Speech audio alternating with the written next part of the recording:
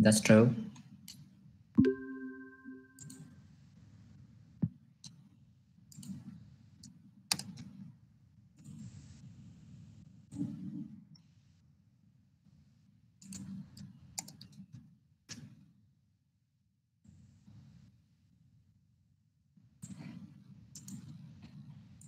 That's right. This is what we learned last time, right?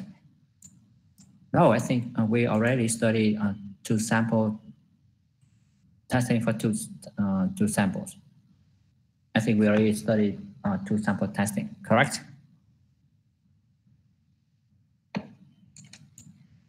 That's correct, everybody. This is the one that we studied last time. Am I right?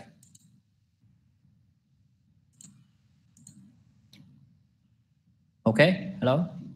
May I move on?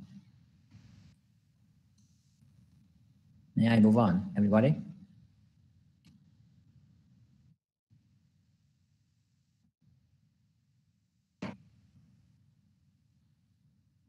Okay. All right.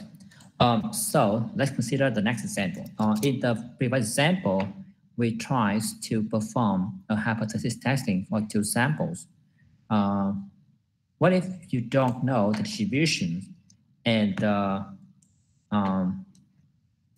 all the distributions are not normal, and you want to get a confidence interval? All right.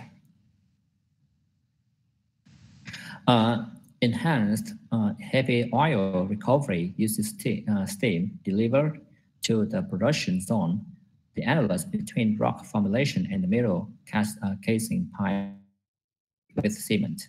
An article reported on a study of cement sheath performance when the various thermal cements were cured at 35 degrees Celsius, and then it is to 130 degrees Celsius.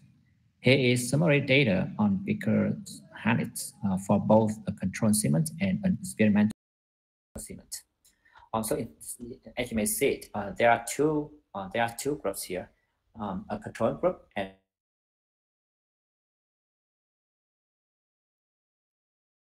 want to calculate a confidence interval for the difference between true average handits for the control cement and true average handits for the experimental cement using a confidence level of 95%. What do you think? In this case, you don't have any assumption of normality, right?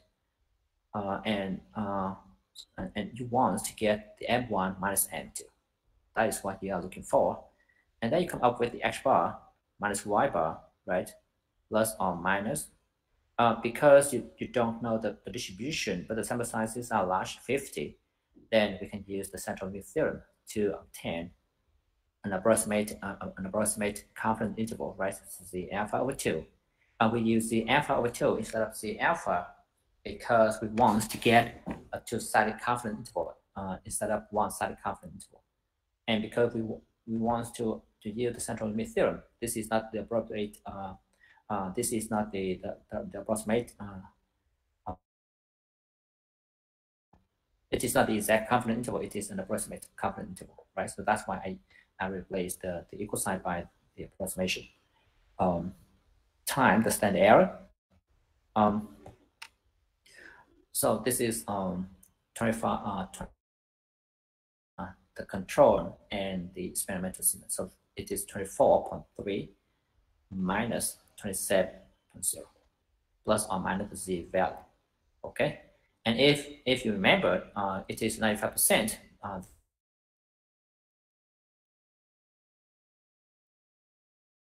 95%, and this is 0.025, right? And this point is 1.96 for the standard normal distribution, and you get 1.96.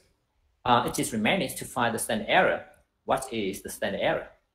The standard error is the square root of sigma 1 square, sigma 1 square over n1 plus sigma 2 square over n2. And because we don't know the population standard deviation, I need to approximate them by using the sample standard deviations. So you get s1 square over n1 plus s2 square over n2, and then I get the square root of 5.2 squared over 50 plus 5.8 squared over 50. And then you can plug everything in here to get the answer. Do you understand? Is this okay, everybody? Is this all right? So the final answer should be something like this.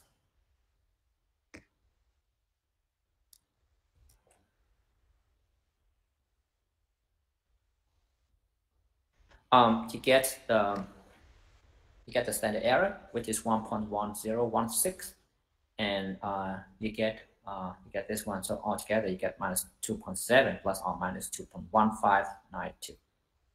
Is this all right, everybody? May I move on?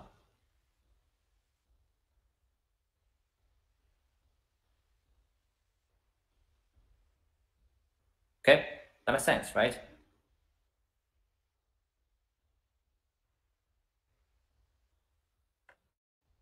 May I move on?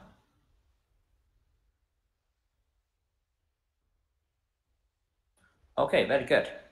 Now I want to get a confidence interval for the proportions. What if you have two proportions? What if you have two proportions?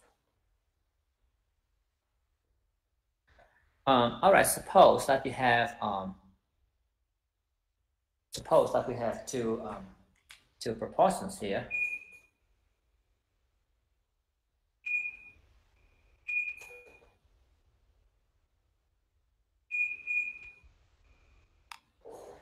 There are two proportions. There are two samples.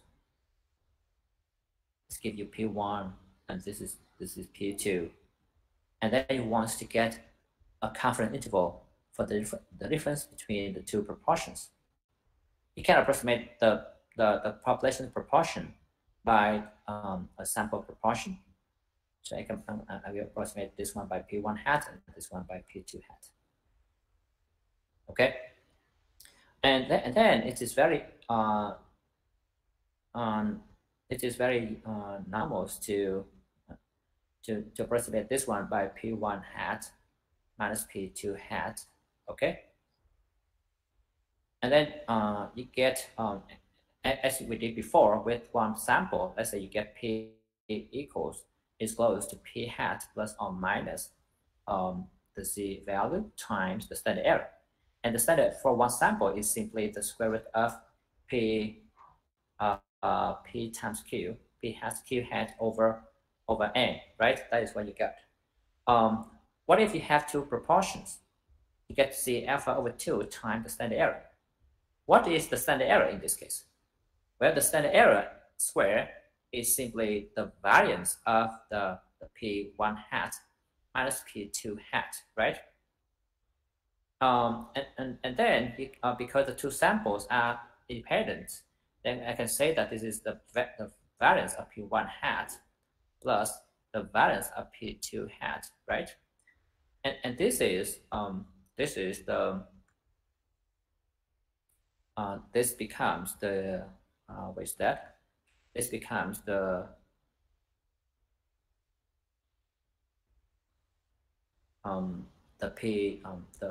P1 hat times Q1 hat, or divided by N1, right? Plus the P2 hat times Q2 hat divided by N2. Do you understand?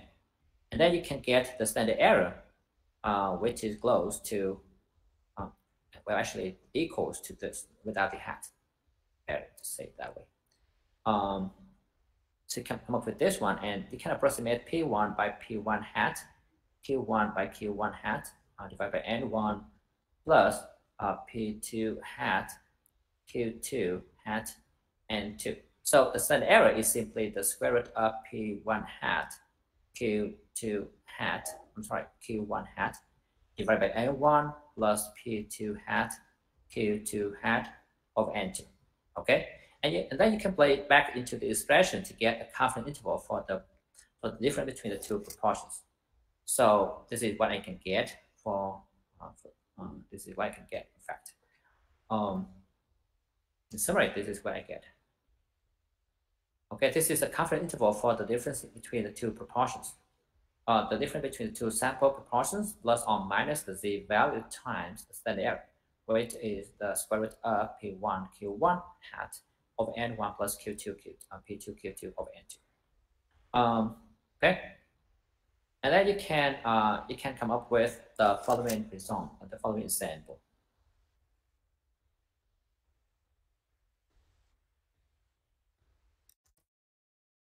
What do you think?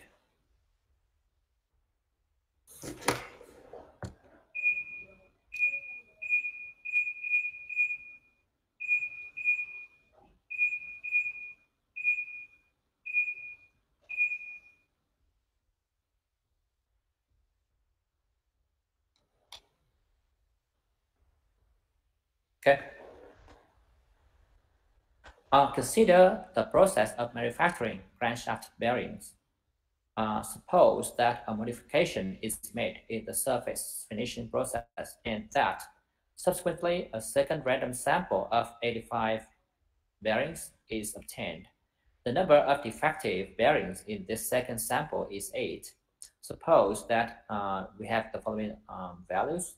Obtain an approximate 95% confidence interval on the difference in the proportion of defective bearings produced under the two processes.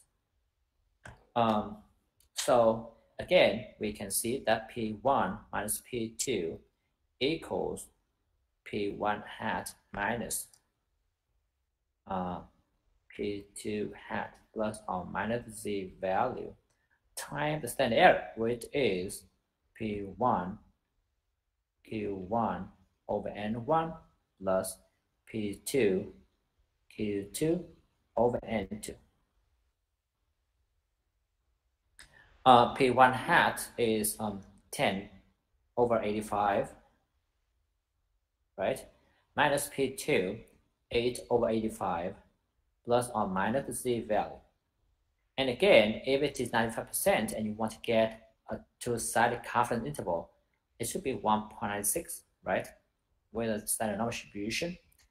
What is the standard error? The standard error is P1 times Q1, so I get 10 over 85 times the 1 minus that value.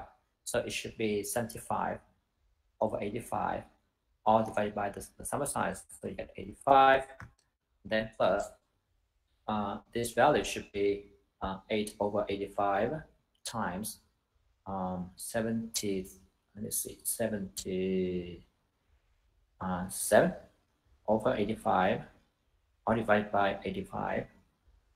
With that, right? And then you get a confidence, and the final result. And after all, this is what you get. After all, this is what we get. Is this okay? Because this is the standard error, 0.0472. Any questions?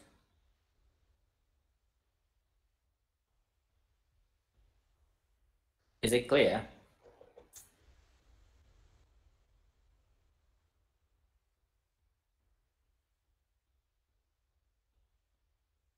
Hello? Is that all clear?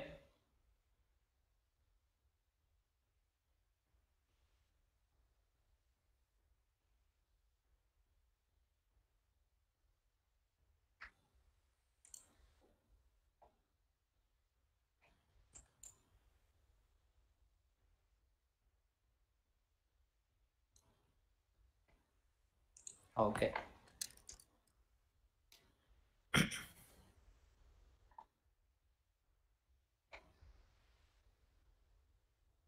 All right, now what if you want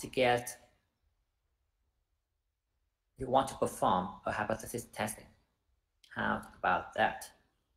Not only getting a confidence interval, but you also want to get the hypothesis testing for two samples, two proportions. What should we do in this case?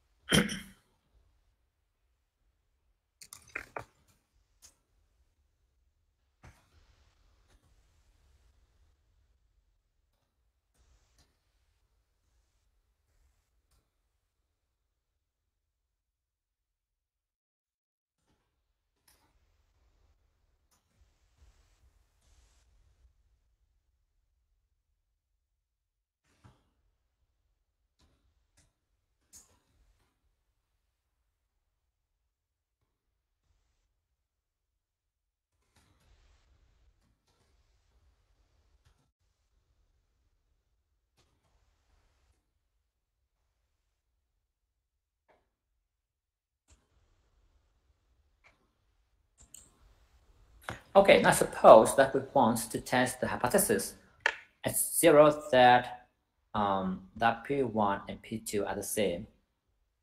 And then H1 is that P1 is not the same as P2. And then I come up with the Z value, which is again just very similar to what we learned.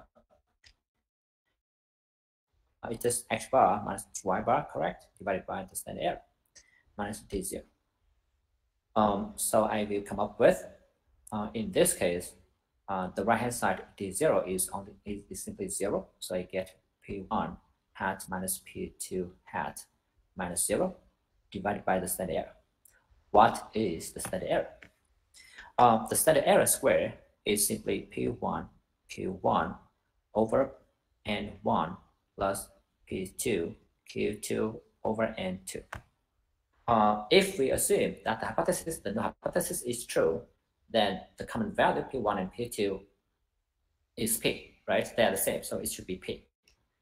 And because they are equals to P, and you can approximate P1 by P1 hat, you can approximate P2 by P2 hat. Then I come up with the P1, the two approximation, right? So I can approximate P by P1 hat. I can approximate P by P2 hat. If you have two options, what should we do to get approximation? So an appropriate approximation is the common value, right? The pool value. Do you remember? So the pool value should be the average value of P1 hat and P2 hat. So I come up with P1 hat and P2 hat, and I should use the degree of freedom, or let's say the sample size, because in this case we assume that the sample sizes are large. So we use the sample size instead of the degree of freedom. So I can get N1 and 2 divided by N1 plus N2. Okay, and this is the pool value. After you get the P hat, then I can get the standard error, which is the square root of. This is simply PQ over N1 plus PQ over N2. So I get P times Q times 1 over N1 plus 1 over N2. And you apply the square root, you get the standard error. So the standard error will be P hat Q hat times 1 over N1 plus 1 over N2. Do you understand? Okay, that's clear? Okay. And then you can come up with the following algorithm.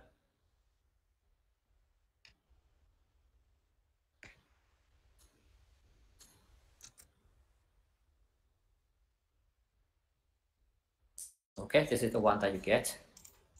Okay, so I can find and to find the P bar first. P bar is the P hat I used before. So you get P bar, which is the average value, and then you come up with the statistic, and then you can use the standard normal distribution to perform the test. All right, let's consider the following example.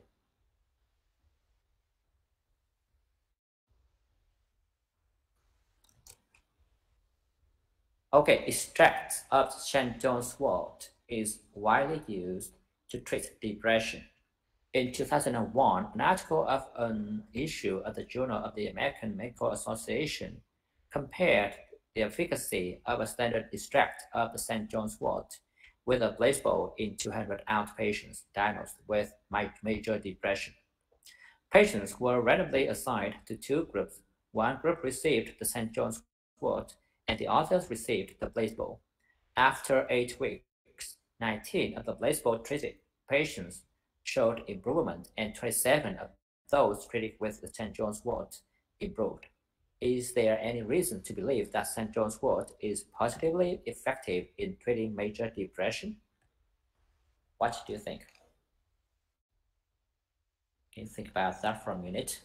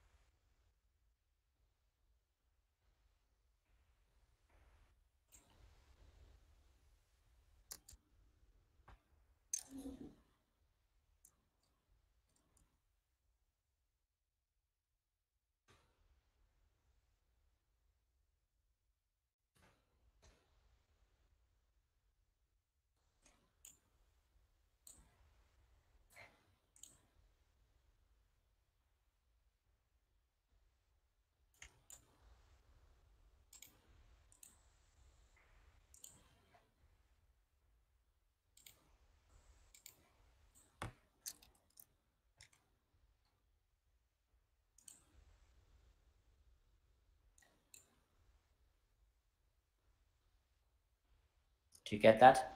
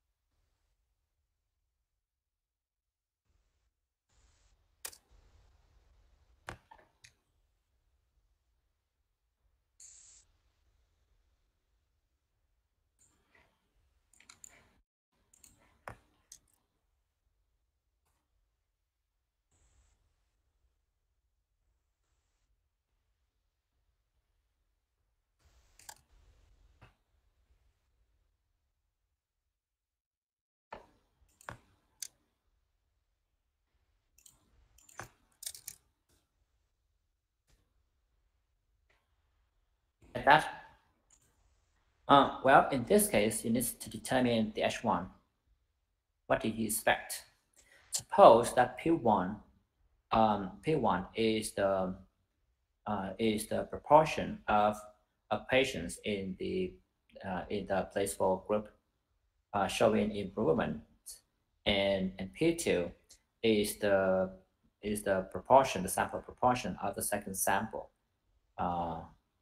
of those who received the treatment with the St. John's wort showing improvement.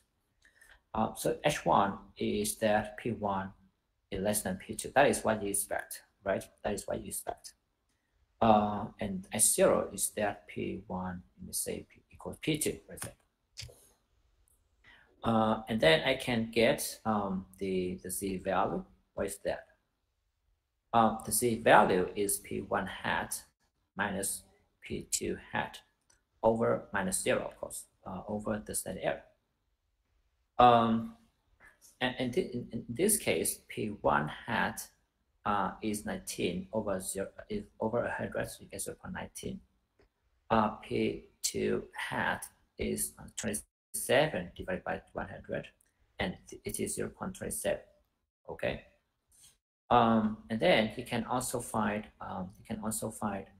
the pool value. What is P hat or P bar in my on my slide? You get P bar is the average value, so you get N1 P1 hat plus N2 times P2 hat over N1 plus N2. And then you get what is N1?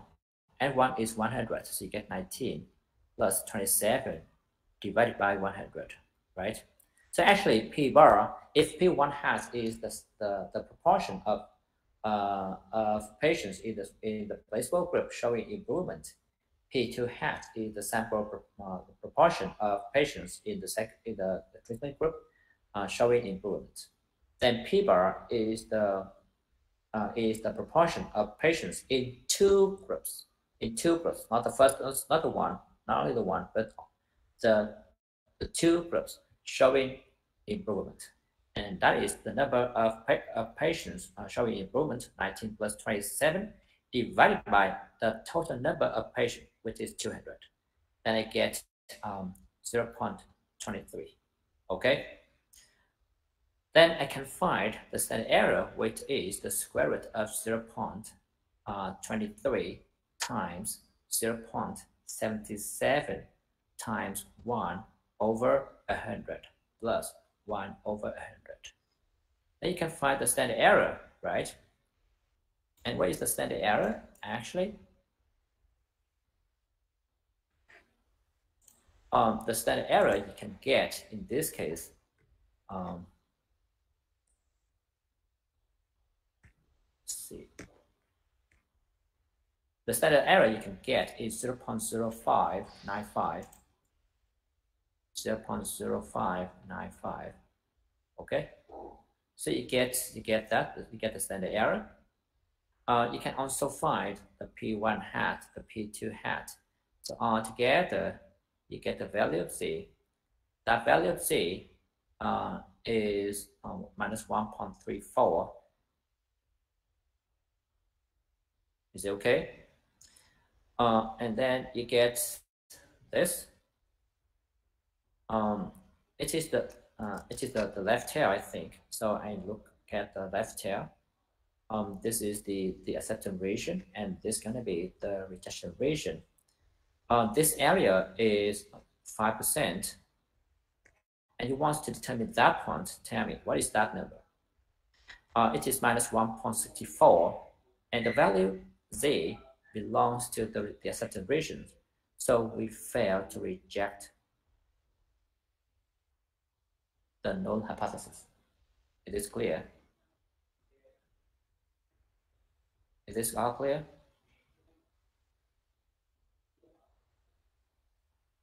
Is this all right, everyone? Well, actually, it depends on what you want to answer.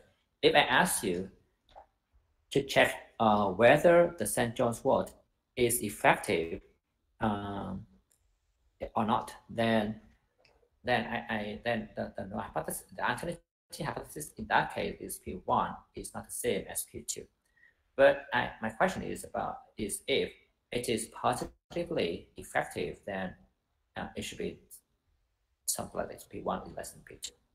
Is okay? It is clear.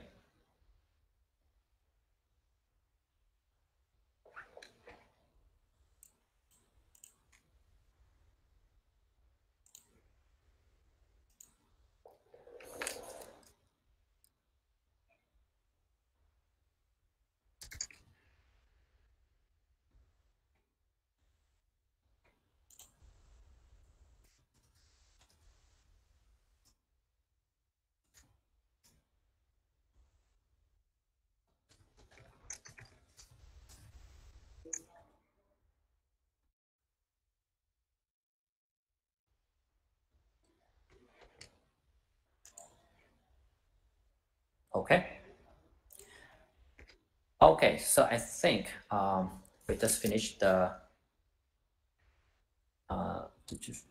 this chapter, and this is the outline of what we have learned.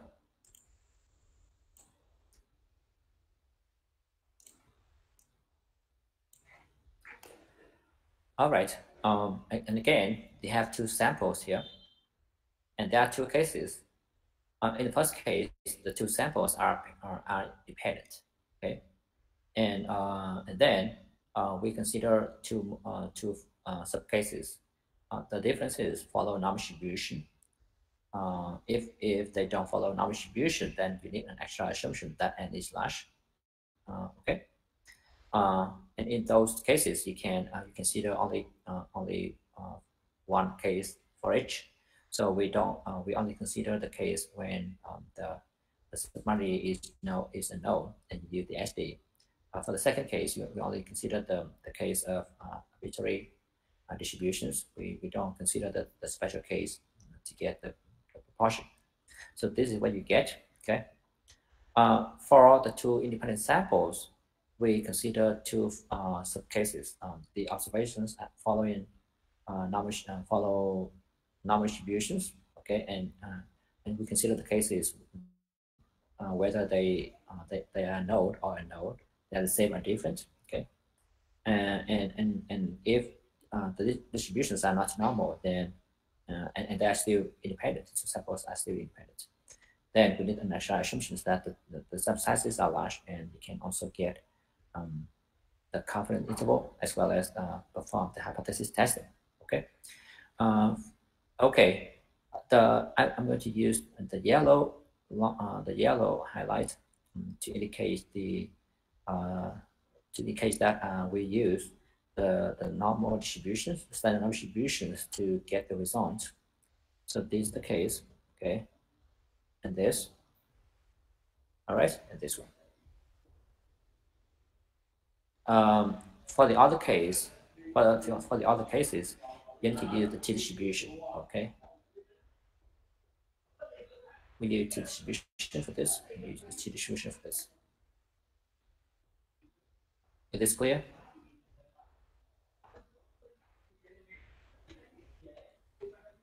Is this clear? Is that all clear? May I move on?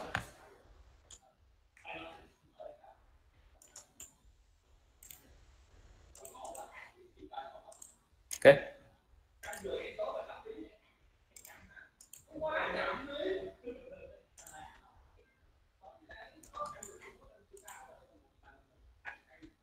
May I move on, everybody?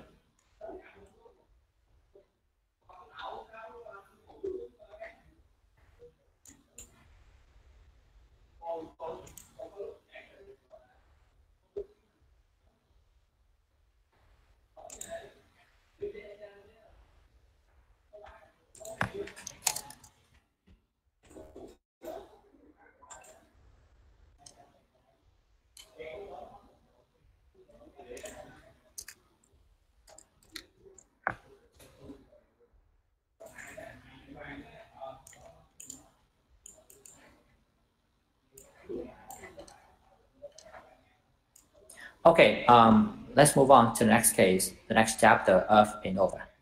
Now we are going to study ANOVA.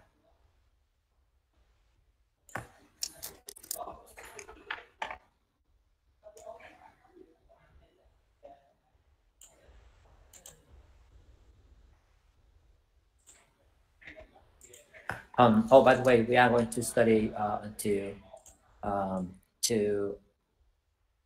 to 2 o'clock, and then we will have a break. That will be a long break, and then we will come back later because I have some urgent meeting. So we will come back after that. Okay.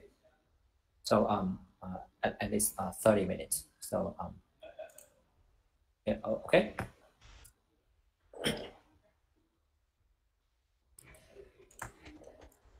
Okay. All right. So let's have a look at the ANOVA. ANOVA stands for the analysis of variance. It is the analysis of quantitative responses from experimental units.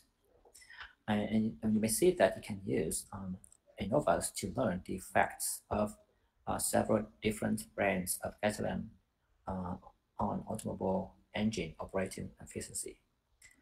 The effects of the presence of different sugar solutions, glucose, like glucose, sucrose, fructose, and a mixture of the other three on bacterial growth. Whether hardwood concentration in pulp has an effect on tensile strength of bags made from the pulp, or whether the color density of fabric specimens depends on the amount of dye used. Do you understand? So you want to learn. You want to compare not only 2 groups, but 3 groups, 4 groups, 5 groups. Makes sense?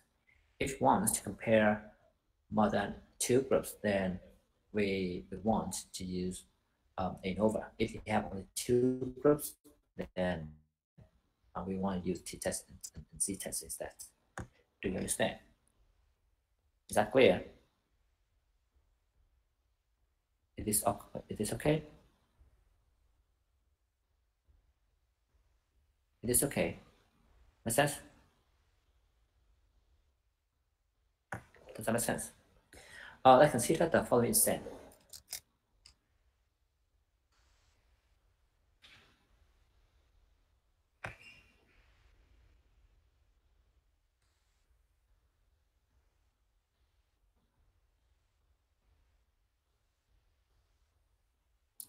A manufacturer of paper used for making grocery bags is interested in improving the product's tensile strength. Product engineering believes that tensile strength is a function of the hardware concentration in the pulp, and that the range of hardware concentrations of practical interests is between 5 and 20%. A team of engineers responsible for the study decides to investigate 4 levels of hardware concentration: 5%, 10%, 15%, and 20%. They decide to make up 6 test specimens at each concentration level by using a pilot plant. All 24 specimens are tested on a laboratory tensile tester in random order. So there are 4 groups. All right, there are 4 groups, and for each group, there are 6 observations. They are random 6 observations. Do you understand that? Okay. And you call them, you call this one the hardware concentration, the tensile strength, a factor. You call it a factor. Okay. And all these things, okay, you call them the level. All right, the level. There are 4 levels. Makes sense? There are 4 levels. You can also consider this one as a factor as well. Okay, you can also consider it as a factor. And for each level, there are 6 observations. You call them the replicate. So there are 6 replicates. Do you understand? All the observations in each group follow the same distribution. All right, follow the same distribution.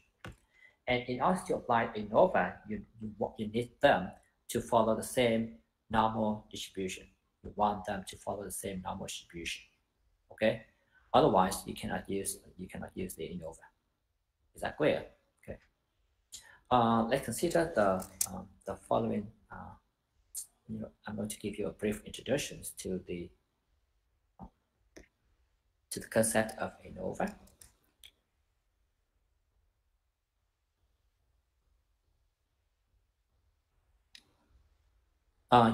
You can find the sum of all the observations in each group. You get 60, 94, 102, 127. All right, and then the average value you can of all the numbers within a group, right? And then you can see that the levels of the factor are called the treatments. So you get 4 treatments here. Okay. And in each for each treatment, there are several observations, or you can call them replicates, and the runs are in random order. So you can get you can receive all the values here in random order. If we have all the observation, if all the observation number of observations are the same, then we call it a balanced design. Okay. Otherwise, you call it an unbalanced design. Okay, so if you don't have this number, this is an unbalanced design. Okay, if you have if you get all the numbers here, then you get a balanced design. And the target of the analysis is to study the effect of hardware concentration on the factor tensile strength. Okay, which means that you want to test the hypothesis as the hypothesis that they are all the same, versus the alternative hypothesis is that there are at least a pair of two values at different. Okay.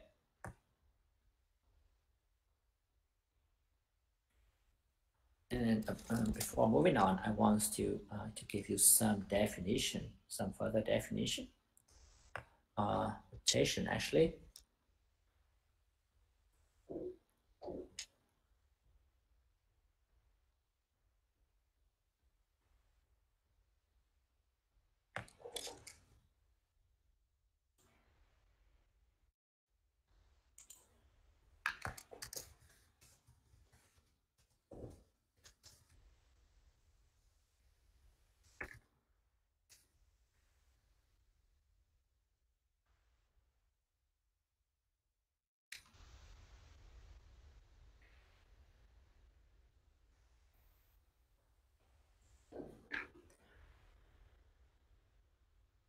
All right, so you get you have all the groups here. You suppose that there are many groups, and for each group there are several observations, which denoted by H1 bar, H2 bar, and so on. The sample means of the subpopulations.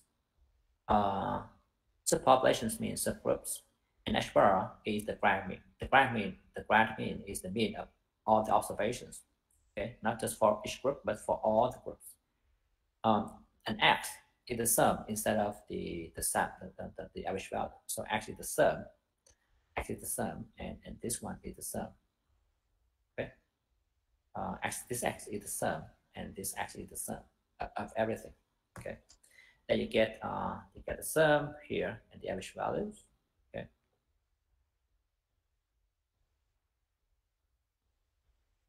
And if you go back to this, you can see that this is X bar, right? This is X1 bar, this is X2 bar, this is X4 bar. I'm sorry, this is the X bar. X, the first column here is the sum, so it shouldn't be the bar, it's just the X. So I would say it should be X, right? Then I get this X1, X2, this X4, and this X1 bar, X2 bar, X4 bar, and then the X bar. Okay, the prime mean. And here are the assumptions and objective of the ANOVA.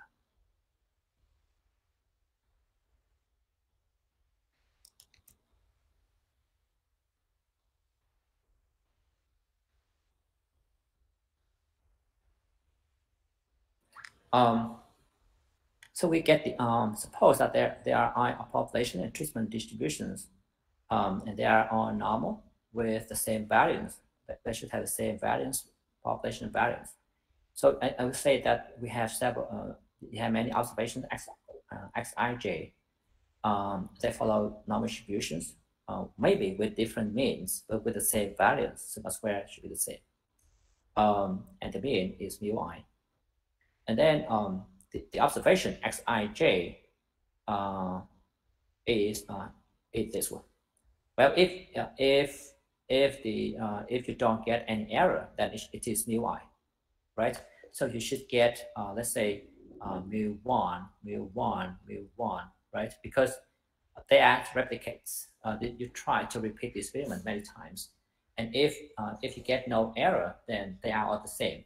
Okay. However, these experiments are not perfect. Okay, and then you may get some random error, right? That's why you get the S1ij. And S1ij, the random errors follow a normal distribution with a mean 0 and the variance sigma square. Okay, and you want to check whether all the mu I are the same or not. In this case, we have only 4 mu, right? Mu 1, mu 2, mu 3, mu 4. But in general, it could be 3 mu or 4 values or 5 or 6. Okay.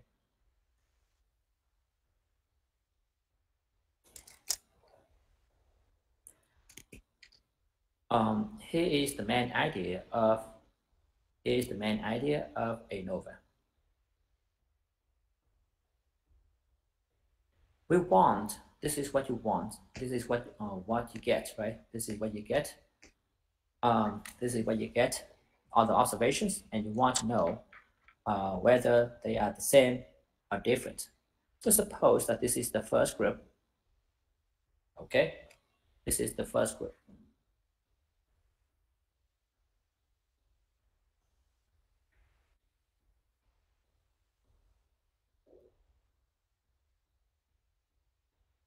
And you come up with you come up with one. All right, let's say this is the average value, and we'll say that this is the H1 bar. Okay, what is that value? H1 bar is 10. Okay, it is 10. And then I get another one. I get another one like that. X2 bar. That is 15.67. Like that. And then I come up with another one like this one. F3 bar. That is 17. And then you get another one like this, x4 bar, the average value, which is 21.17.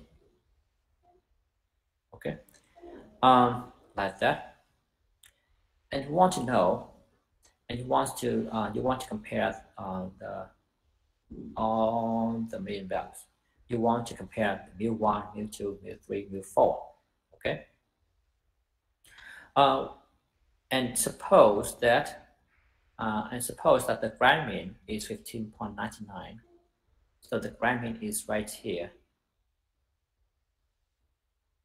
This is x bar, which is 15.99. Okay. How can we make the conclusion? How can you compare the mean values? This is the main idea. If if the error between groups within groups, if the oscillation here is small compared to it is small compared to the distance between the groups, then we say that they are, the mean values are different, right? Otherwise, we say that they are the same. So you can think about it this way.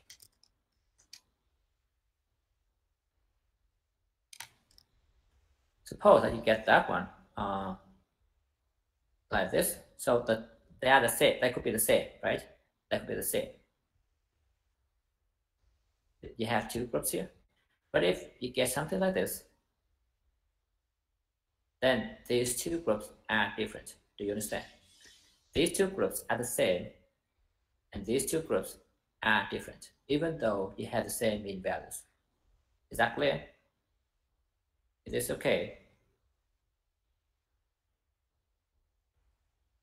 Is this all right, everybody?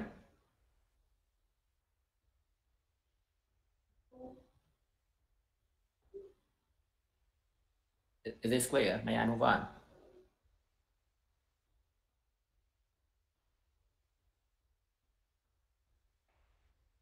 Okay.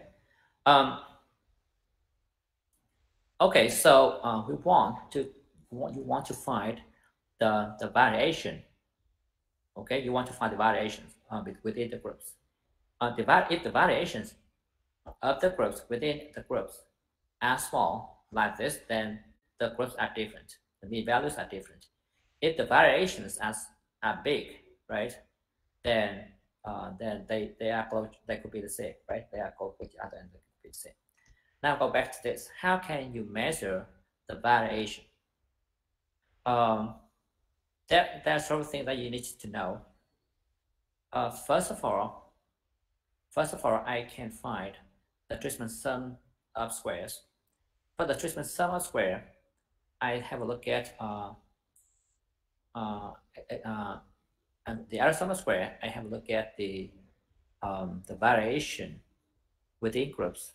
Okay, the variation within groups is here. This is the one. So I measure the difference between the xij and the xi. Okay, and then I come up with the xij minus xi bar. All right, square. I compute the sum. Then I compute the sum of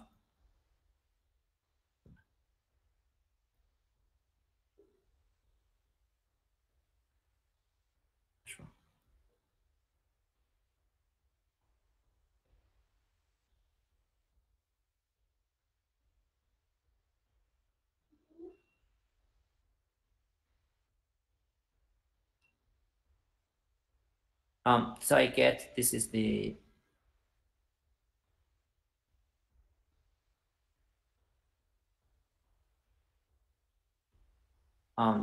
this is the xij and this is xy bar, right? And this becomes the xij minus xy bar, right? And then I compute this one square, right? And then I find the sum of all of them, and that will I denote it by, I call it the SSE, the error sum of square.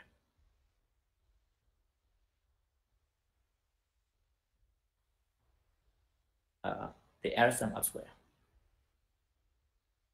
Okay, and then I can also find the difference between this mean value and the grand mean.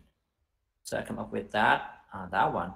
I call it the grand mean. I call it the difference between the xi bar and the h bar, right? All square. And then I compute the sum and denoted by the SSTR, and I call it the treatment sum of square.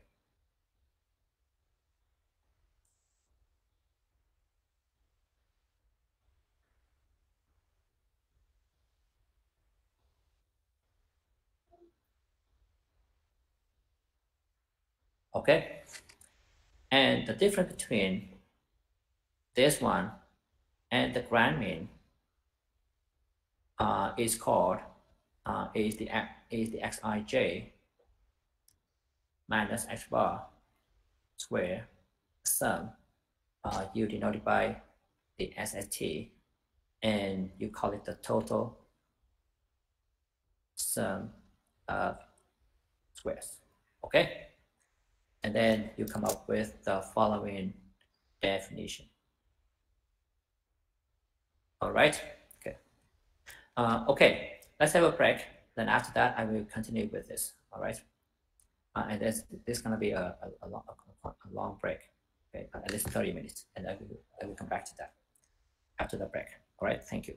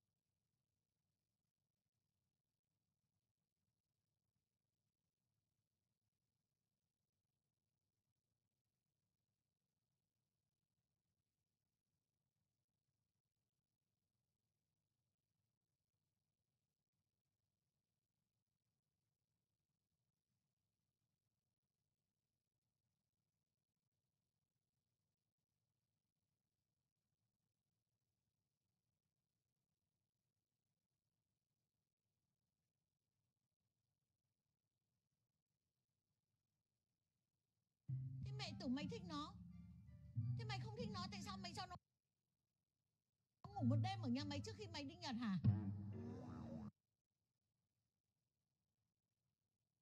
Sao cậu lại ở đây? Chị đúng giờ đấy. Chị vào đi.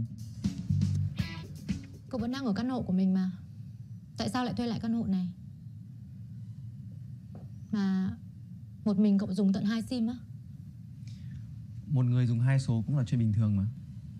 Với lại ngoài vẻ đẹp trai và tốt bụng ra, em cũng biết đầu tư sinh lời đấy. Thuê nhà và để không là cách đầu tư sinh lời của cậu à? Mà chị đang có nhu cầu thuê lại căn hộ này à? Đúng. Tôi có thể trả giá thế nào? Tôi không cần biết mục đích thực sự cậu thuê lại căn hộ này là gì, nhưng tôi muốn mọi thứ phải thật rõ ràng. Nếu cậu đồng ý cho tôi thuê lại, tôi sẽ trả đầy đủ tiền cọc, 1 tháng tiền thuê nhà cậu đã thuê và không sử dụng, và trả thêm cả chi phí cậu trông nom căn hộ này giúp tôi. Chắc chắn chị biết rõ là em không cần những thứ đấy. Nếu như cậu không thoải mái, tôi sẽ đi thuê nhà ở nơi khác. Không sao cả. Chị quá đáng lắm.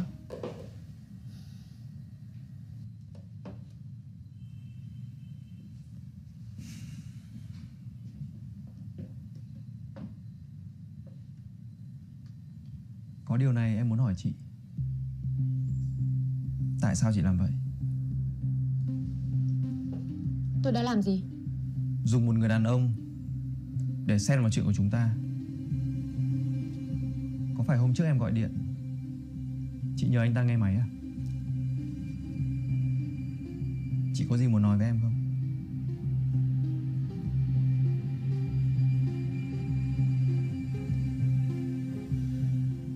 Đây là chuyện cá nhân, và tôi không có trách nhiệm phải nói với người mà tôi chỉ định thuê nhà. Một người thuê nhà, nhưng người đó là nhân viên của chị, đã từng tỏ tình với chị, đã từng ôm, từng hôn chị, còn đến nhà chị ăn cơm mà. Xem ra thái độ của tôi đã khiến cho cậu hiểu lầm. Tôi cũng định khi mọi việc cấp bách được giải quyết xong, tôi sẽ có một cuộc nói chuyện rõ ràng với cậu.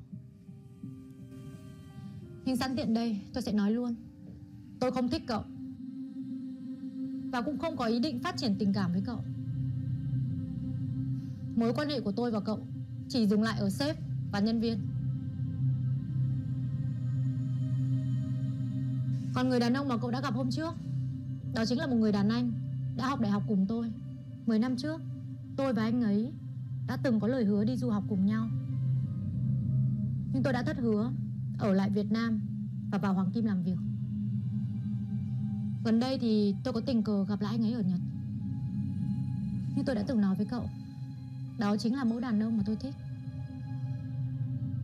Tôi nói như vậy đã được chưa? Duy này, nếu như trước đây tôi từng làm gì khiến cho cậu hy vọng, cũng giống như cậu đã từng làm cho mẹ tôi hy vọng, thì tôi thực sự xin lỗi cậu. Nhưng tôi chưa bao giờ có ý nghĩ rằng mình sẽ có mối quan hệ tình cảm với một người không phù hợp như cậu.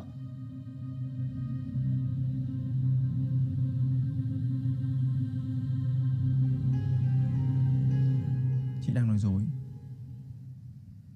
Chẳng lẽ lúc ôm chị, rồi lúc hôn chị, em đã không cảm nhận được sao? Em có phải thằng ngốc đâu. Và tất cả những cảm xúc đấy chắc chắn không phải em nghĩ ra. Đúng là có những lúc tôi đã buông lỏng cảm xúc của mình, bởi vì tôi chủ quan. Tôi nghĩ là tôi đi Nhật 2 năm, và sau khi tôi quay trở lại thì thứ cảm xúc đó của cậu sẽ không còn nữa. Nhưng bây giờ tôi đã về sớm hơn dự định rồi, và tôi muốn chúng ta sẽ có một cuộc nói chuyện rõ ràng, để sau này đi làm còn có thể đối mặt nhau nữa. Không. Chị không giống một người thích trêu đùa tình cảm của người khác. Và tôi cũng không phải là loại người dễ dàng để người khác bỡn cợt như vậy đâu.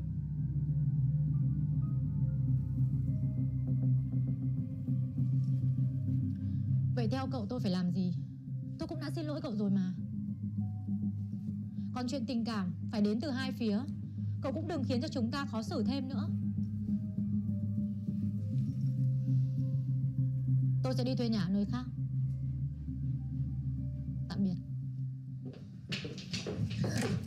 Cậu làm cái gì đấy?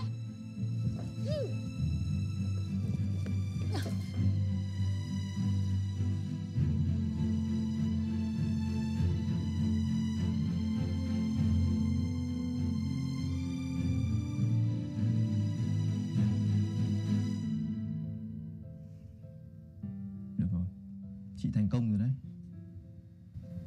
Tôi sẽ không làm phiền chị nữa.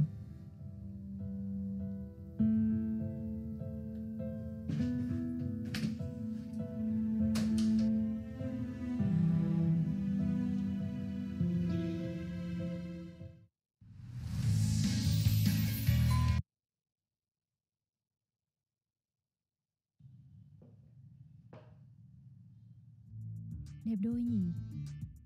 Trái tim tôi tan vỡ khi thấy ảnh này. Ly ơi, sao em ngồi sát thế? Ồ, thế là phòng ta có một đôi à? Chà chà, eo ơi chị Lê chụp nhanh thế.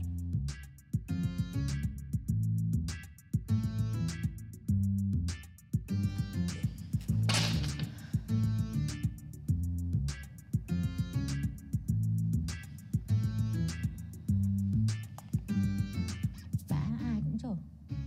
Thế mà lúc nào cũng làm như là chân tình lắm. Thế mà lúc nào cũng làm như là chân tình lắm.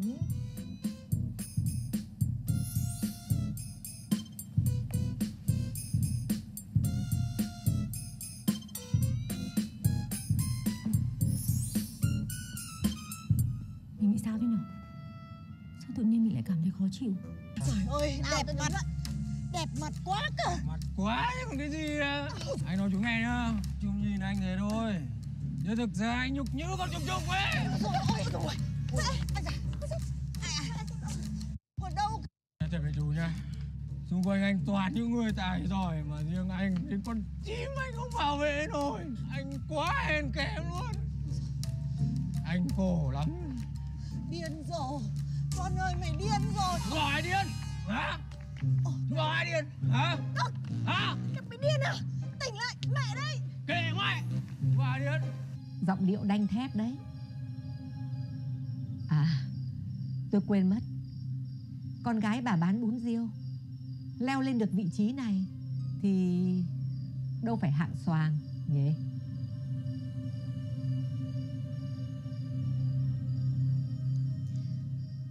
Chắc là cháu khiến cô bận tâm tới mức phải điều tra tận gốc xem mẹ cháu là ai.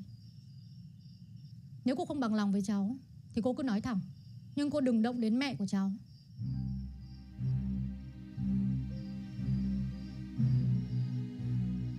Cô cảnh cáo tôi ngay tại nhà tôi à?